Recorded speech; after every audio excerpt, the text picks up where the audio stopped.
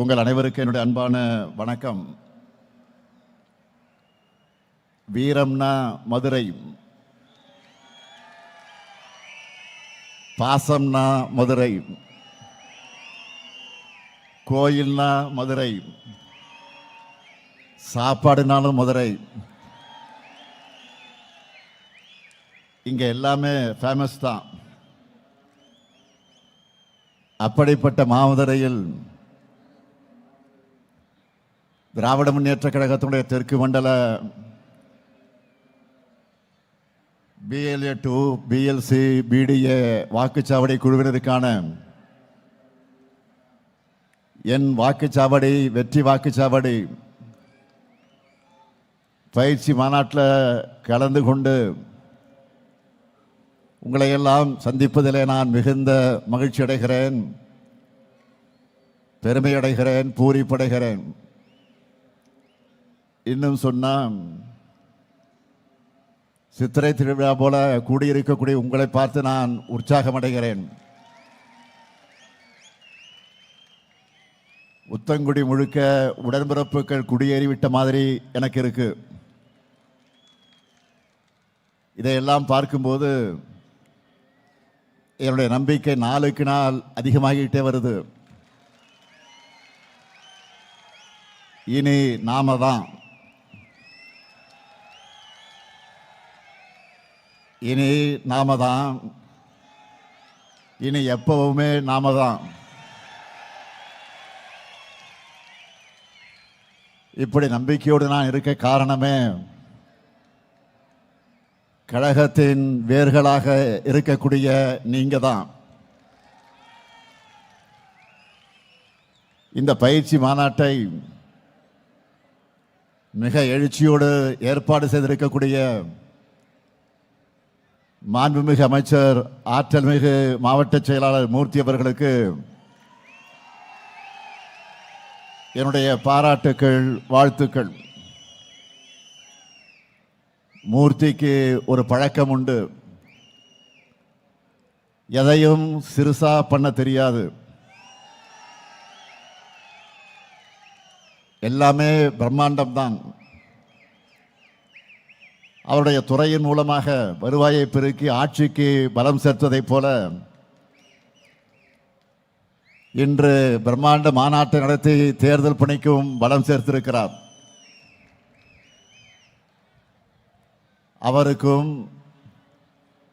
அவருக்கு தோளோடு தோள் நின்று பணியாற்றி இருக்கக்கூடிய அனைத்து நிர்வாகிகளுக்கும் தலைமை கழகத்தின் சார்பில் என்னுடைய வாழ்த்துக்களோடு என்னுடைய நன்றியையும் நான் தெரிவித்துக் கொள்ள விரும்புகிறேன். என் வாக்குச்சாவடி வெற்றி வாக்குச்சாவடி என்ற மாநாட்டுக்கு அடித்தளமான BLA 2 BLC ஆகியோரை நியமிக்கக்கூடிய பணிகளை கடந்த நாடாளுமன்ற தேர்தலுக்கு முன்னாடியே நாம் தொடங்கிட்டோம். நாடாளுமன்ற தேர்தலின் போது தேர்தலுக்கான களப்பணியில் முன்னாடி நிற்கிற BLA 2க்களுக்கான மாபெரும் பயிற்சிகளை, கூட்டங்களை மண்டல வாரியாக நானே சென்று நடத்தினேன். அதனால தான் நாடாளுமன்ற தேர்தலில் 40க்கு 40 என்று வெற்றி பெற்றோம். அதன் பிறகு கழகத்தில் புதிய உறுப்பினர்களை சேர்க்க ஓரணியில் தமிழ்நாடு எனும் மாபெரும் முன்னெடுப்பை தொடங்கி இந்தியாவில் வேற எந்த கட்சியும் செய்ய முடியாத வகையில் ஆப் மூலமா இங்கே வந்திருக்கக்கூடிய BDA உதவியோடு வீடு வீடாக போய் கிட்டத்தட்ட 1,10,00,000 குடும்பங்களையும் அதில் உறுப்பினர்களாக இணைச்சோம். அடுத்த பணி உடனே வந்தது, அதுதான் SIR. இந்தியா முழுக்க பல்வேறு மாநிலங்களில் வாக்காளர்கள் நீக்கப்பட்டாங்க. ஆனால் நம்ம தமிழ்நாட்டில் யாருடைய வாக்குகளும் நீக்க விடாம பம்பரமா உழைச்ச இயக்கம் நம்முடைய திராவிட முன்னேற்ற கழகம். இப்படி கேப்பே இல்லாம இடைவெளியே இல்லை.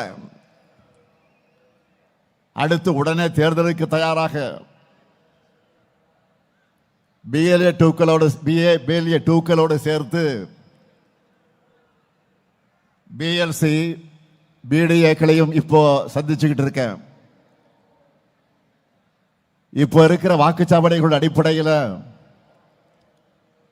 உங்களை போன்ற பிஏக்களோட மொத்த எண்ணிக்கை 75,032 பேர். தமிழ்நாடு முழுக்க பிஎல்சிக்கள் எவ்வளவு தெரியுமா? 5,50,000 பேர். பிடிஏக்கள் எடுத்துக்கிட்டா 75,032 பேர். வர்ற தேர்தல் களத்தில் நம்ம வெற்றியை உறுதி செய்ய போறது இந்த 7 லட்சம் பேர் தான். அதனால வேறுகளை இன்றைக்கு பரவி இருக்கக்கூடிய உங்க எல்லாரையும் சந்திக்கணும்னு முடிவு செஞ்சேன். மண்டல வாரியான மாநாடுகளை நடத்த திட்டமிட்டு சென்னை மற்றும் சுற்றியுள்ள மாவட்டங்களுக்கான மாநாட்டை சென்னைக்கு அருகாமையில் இருக்கக்கூடிய மகாபலிபுரம் போகக்கூடிய வழியில் இருக்கக்கூடிய திருவிடந்தையில ஏற்பாடு செஞ்சு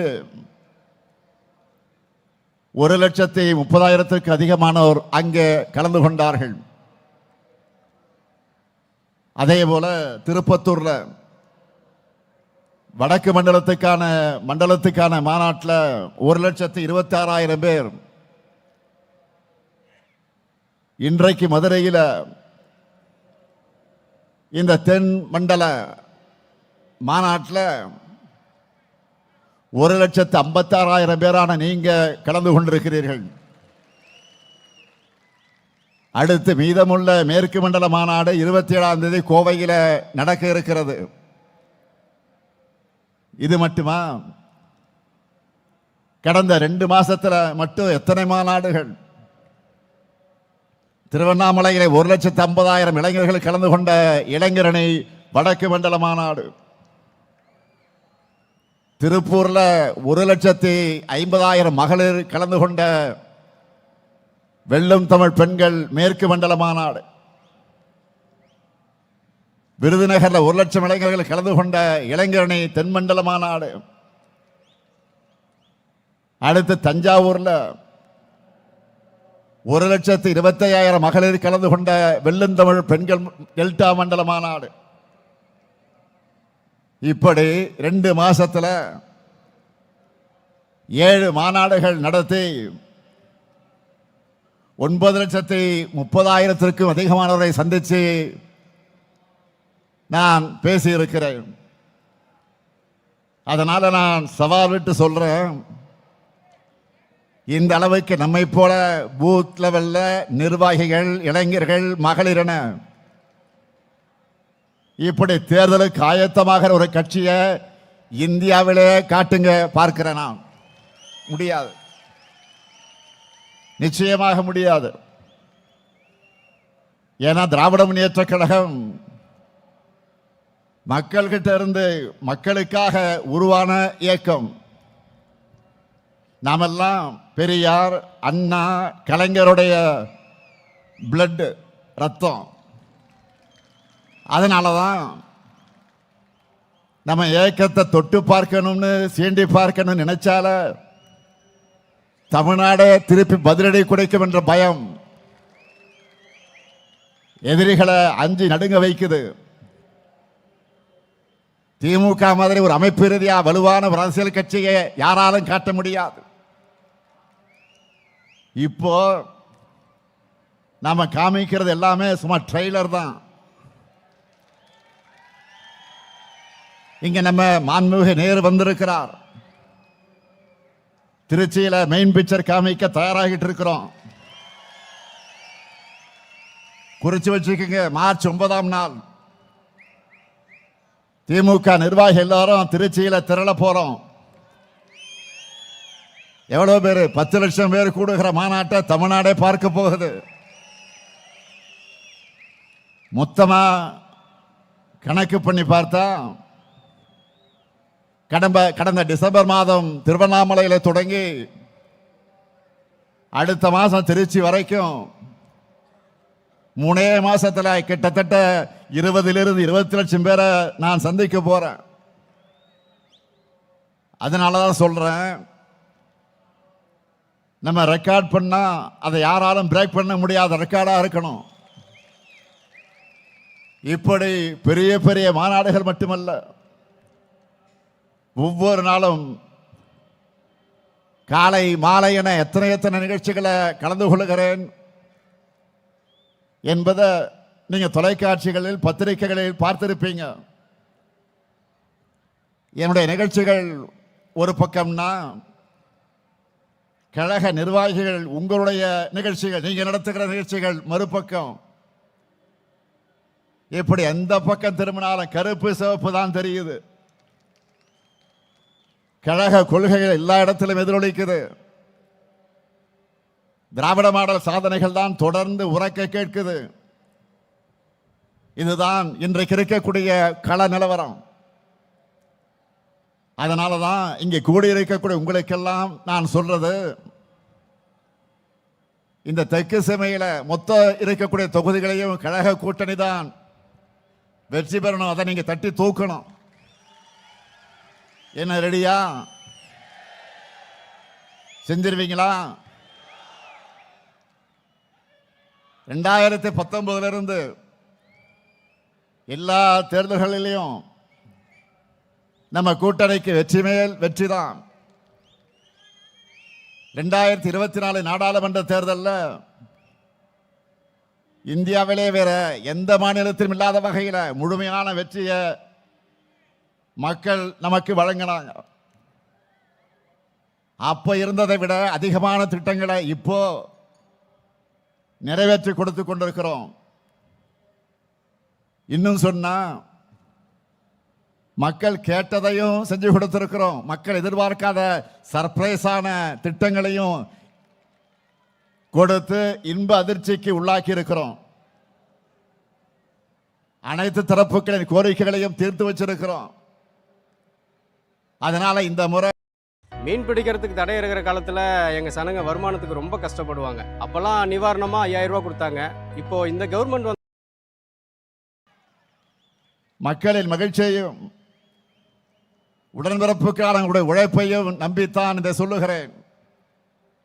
நீங்கள் இருக்கும்போது எனக்கு எதை பற்றியும் கவலை இல்லை.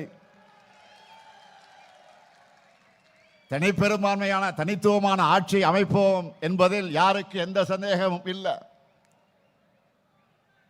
அனைத்து பகுதிகளையும் அனைத்து தொகுதிகளையும் வென்றோம் என்ற செய்திதான் மிக மிக முக்கியம். அதைத்தான் நான் எதிர்பார்க்கிறேன். அதற்காகத்தான் இந்த கூட்டங்கள், இந்த மாநாடுகள். நாம எல்லாருக்கும் முன்னாடியே எல்லாத்தையும் பக்காவா பிளான் பண்ணி வச்சிருக்கிறோம். இங்க வந்திருக்கக்கூடிய உங்களுடைய ஒவ்வொரு பூத்துக்கும் எவ்வளவு டார்கெட்? 350 வாக்குகள். இந்த டார்கெட்டை அச்சீவ் பண்ணிட்டால அசால்ட்டா 2,60,00,000 வாக்குகளுக்கு மேல் நான் வாங்கிட முடியும். இந்த தேர்தலில் நாம 2,50,00,000 வாக்குகளுக்கு குறையாம வாங்கி ஆகணும். இதை வாங்கி காட்டுவது உங்க பொறுப்பு. உங்களுக்கு என்ன வேணுமோ அந்த உதவிகளை செஞ்சு தர்றது என்னுடைய பொறுப்பு. 2,50,00,000 பெரிய நம்பரை யாரும் யோசிச்சு ஷாக் ஆகாதீங்க. இங்க வந்திருக்கக்கூடிய ஒவ்வொருத்தரும் ஆளுக்கு 40 அல்லது 50 வாக்குகளுக்கு பொறுப்பேற்றுக் கொள்ளுங்க. நீங்க ஒவ்வொருத்தரும் உங்களுக்கு செட் பண்ணி இருக்கக்கூடிய டார்கெட்டை அச்சீவ் பண்ணிட்டாலே போதும். நான் சொன்ன நம்பர் வந்துடும். 200 தொகுதிகள் லட்சியம்.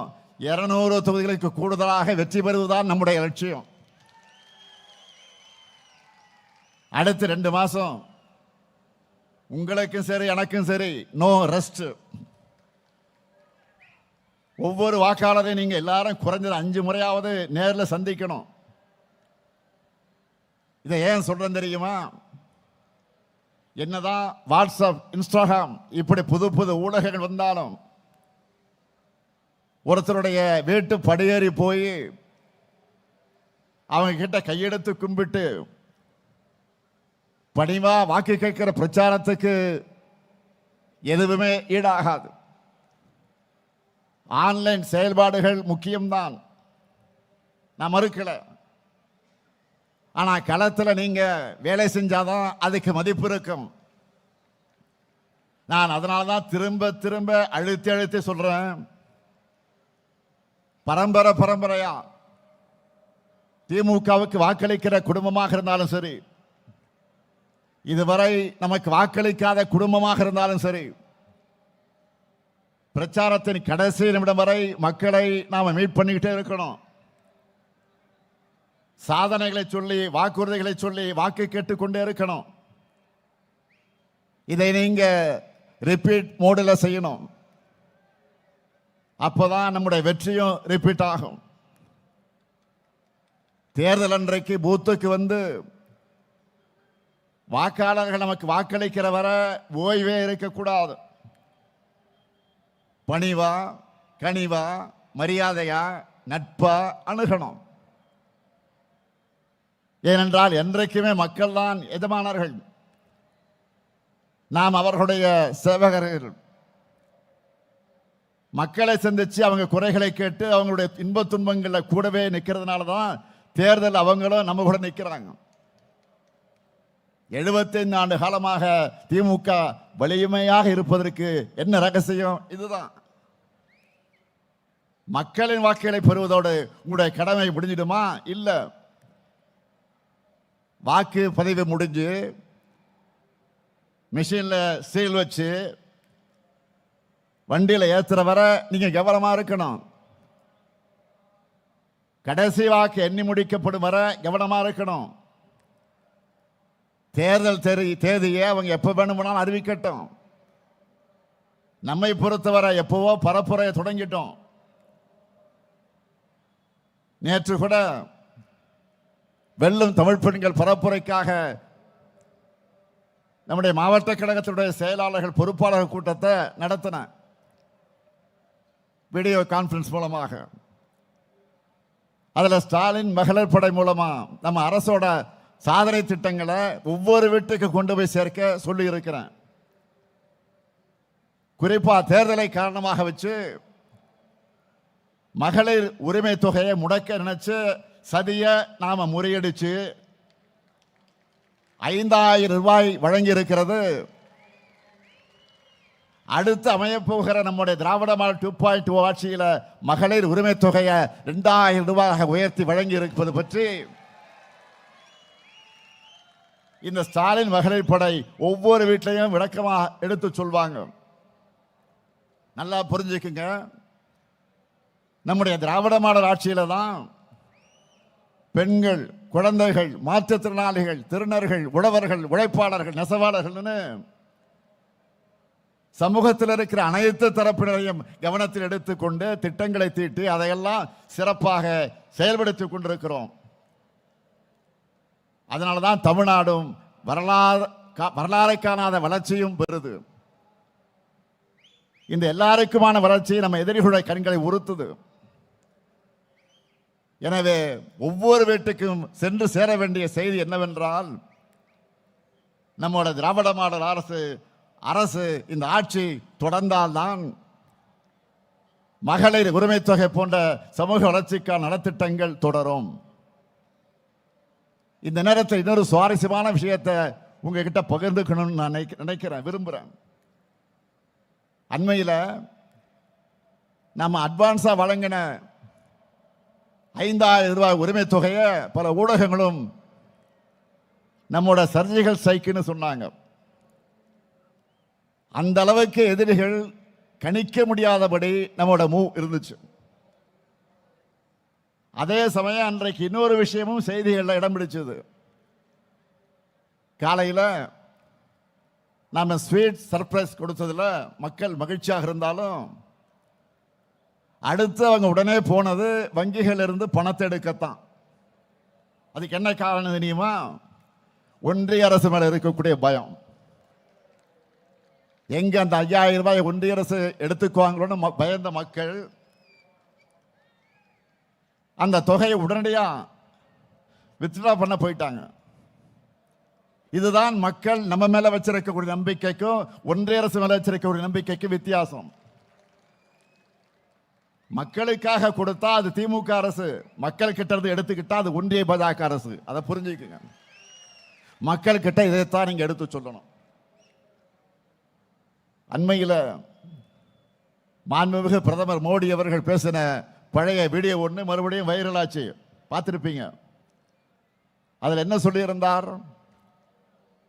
இலவச பேருந்து பயண திட்டத்தால் மெட்ரோ ரயில்களில் பயணிகளோட எண்ணிக்கை குறைகிறதா சொல்லியிருக்கிறார். தமிழ்நாட்டில் நம்ம திராவிட மாடல் ஆட்சி அமைஞ்ச நாளில் இருந்து பெண்கள் விடியல் பயணம் திட்டத்தில் இலவசமாக பயணிக்கிறாங்க. இது வரைக்கும் 900 கோடி பயணங்கள் மேற்கொண்டிருக்காங்க. இதனால ஒவ்வொரு குடும்பமும் சுமார் மாதம் 800 ரூபாய் சேமிக்கிறாங்க. இதெல்லாம் ஏன் சார் உங்களுக்கு வலிக்குது? மார்ச் 1ஆம் நாள் இதே மதுரைக்கு பிரதமர் வரப்போகிறார். அவர்கிட்ட மதுரை மக்கள் என்ன கேட்கணும்னா, இவ்வளவு அக்கறையோடு மெட்ரோ ரயிலுக்கு பேசுறவர் ஏன் இந்த மதுரைக்கு மெட்ரோ ரயில் திட்டத்தை கொடுக்கலன்னு கேட்கணும். கேட்பீங்களா? கோவை மெட்ரோ எங்கன்னு கேட்கணும். ஏன் தமிழ்நாட்டுக்கு எந்த சிறப்பு திட்டங்களையும் கொடுக்கலன்னு கேட்கணும். கீழடி அறிக்கையை ஏன் வெளியிட மாட்டீங்க அப்படின்னு கேட்கணும். எய்ம்ஸ் இன்னமும் வரலன்னு கேட்கணும். நீட் தேர்விலிருந்து ஏன் விலக்கு தர மறுக்கிறீங்கன்னு கேட்கணும். மும்மொழி கொள்கையை ஏத்துக்கணும்னு கல்வியில் சிறந்த தமிழ்நாட்டை வஞ்சிக்க எங்களுக்கான கல்வி நிதியை முடக்கிறது நியாயமானு கேட்கணும். மாண்புமிகு பிரதமர் அவர்களே, இன்னும் நிறைய இருக்கு. அதையெல்லாம் மக்கள் கேட்க காத்திருக்காங்க. நியாயமா? எதிர்க்கட்சி தலைவர் பழனிசாமி அவர்கள் தமிழ்நாட்டோட உரிமைகளுக்காக குரல் கொடுத்திருக்கணும். ஆனா கோரிக்கையாக கூட இதையெல்லாம் கேட்க துணிச்சல் இல்லாத துரோகியா அவர் மாறிட்டார். ஆனா நாம் பழனிசாமி மாதிரி பயந்தாங்கொழி இல்லை.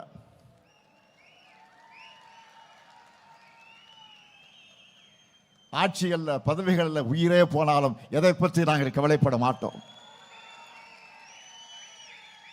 என்ன வழக்கு போடு,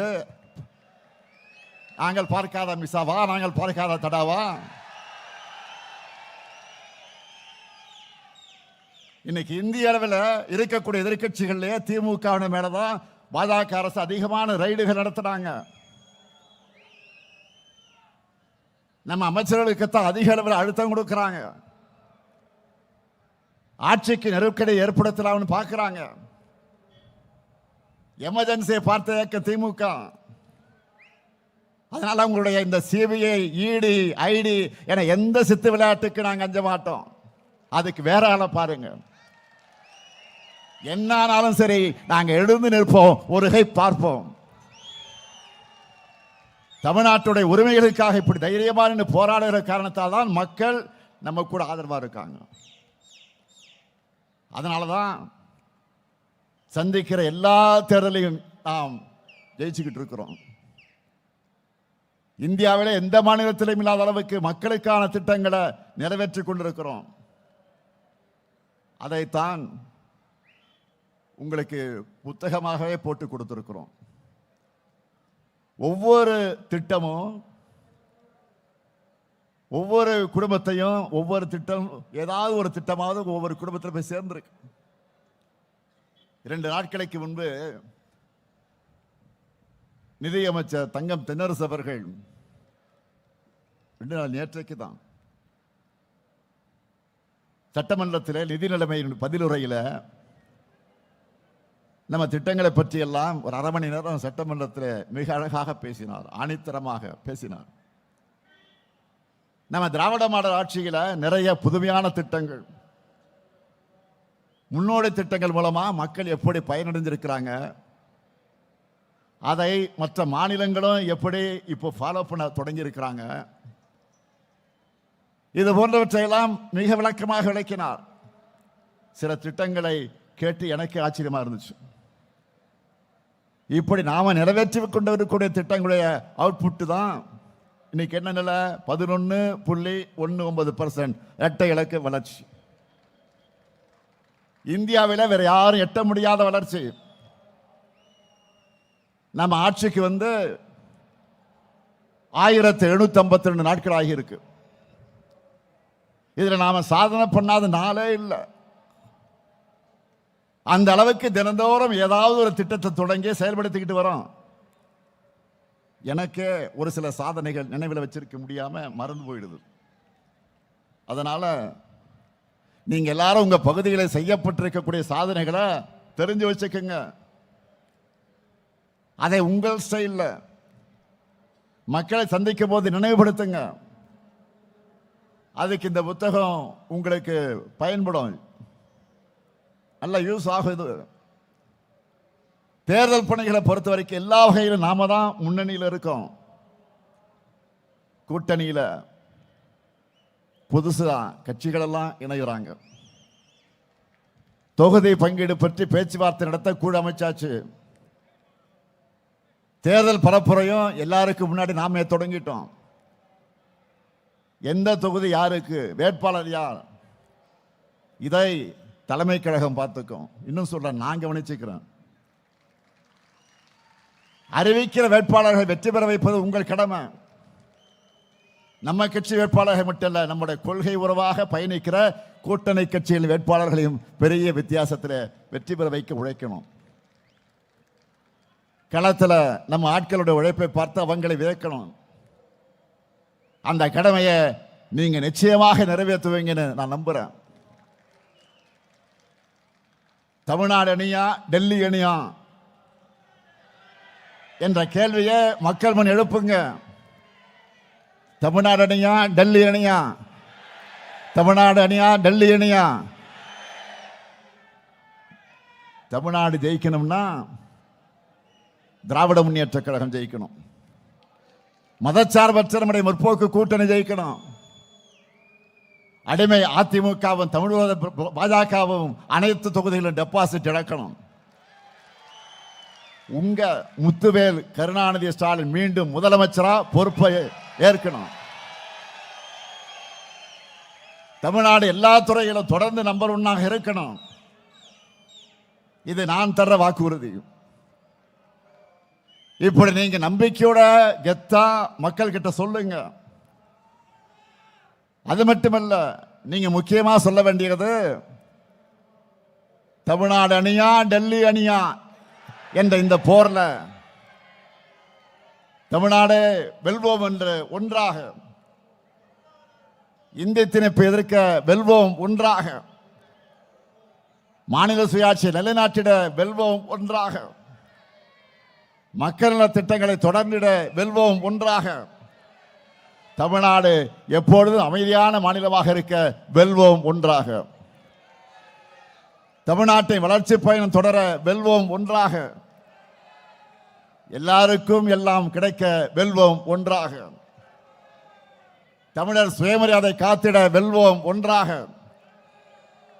தமிழ்நாடு தலைகுனியாது என்று காட்டிட வெல்வோம் ஒன்றாக, பாசிச பாஜகவை விரட்டிட வெல்வோம் ஒன்றாக, அடிமை அதிமுகவுக்கு பாடம் கற்பிக்க வெல்வோம் ஒன்றாக, தமிழ்நாடு இந்தியாவுக்கே வழிகாட்டிட வெல்வோம் ஒன்றாக. நீங்களும் திரும்ப சொல்லுங்க, வெல்வோம் ஒன்றாக, வெல்வோம் ஒன்றாக, வெல்வோம் ஒன்றாக. நன்றி, வணக்கம்.